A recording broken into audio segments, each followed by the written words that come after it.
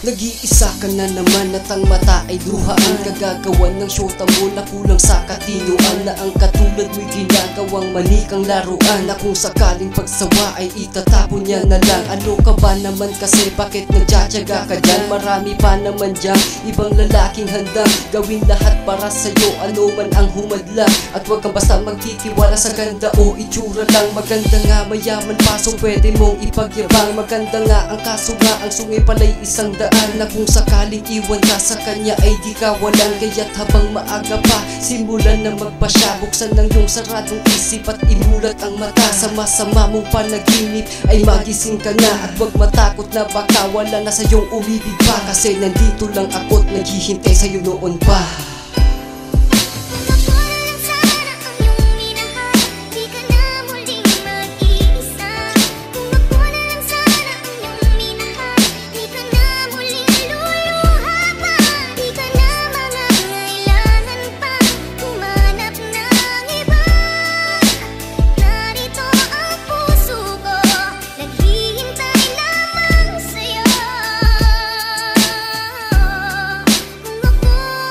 Kaya ang tangi kong hiling na ika'y mapasa akin, dahil ikaw lang ang sinisigaw nitong puso't damdamin, at hindi ka maalis dito sa aking isipan. Kaya't ang lagi mong tandaan, ako'y iyong maaasahan. Sa oras na iyong kinakailangan, handa kitang damayan ng ipadama sa'yo itong nararamdaman, at ipadama sa'yo ang tunay kong pagmamahal. Hindi katulad sa kanya na ginawa ka lang hangal, itinuring pa naman kitang iba at espesyal. Kaya ngayon ang puso ko ay parang nasa critical, at sa ngayon nagtataka na para bang nasasakal, na tila di maibigkas, na parang nauutay nang makita kang bigla na ang mata ay luhaan. Kaya't tinanong kita kung ano ang dahilan.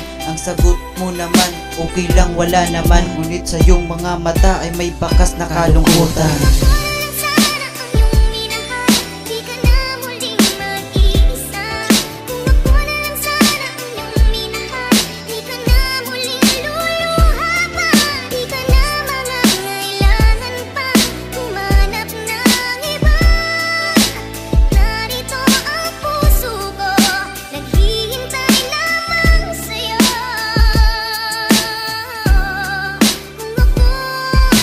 Kung ako na lang sana ang iyong minahal, handa ko na pagtakpan ng lahat ng mga butal, tumbas ng isang sampal kapag ako'y nasasaktan. Kaya pa bang mapalitan na daramang naramdaman? Nandito ka na namang kumakatok sa aking pintuan, umahanap ng kausap sa ganong pinuntahan. At eto rin naman ako nakikinig sa kwento mo, na paulit-ulit pero ngunit kirot ang nata mo. Ewan ko kung bakit ba di ka pa rin nadadala, hindi ba't kailan lang iyon ang iniwang ka na niya? At ewan ko ba kung puso ko ay binabalewala, tinatanong sa sarili ko meron bang mapapala ako sa iyo na di mo sakin makita-kita. Ngayon halos di matapos sakin pinipinta, na ireregalo ko sa iyo nakakamangha. Kaso paano mangyari yun kung di mo ako iniinda?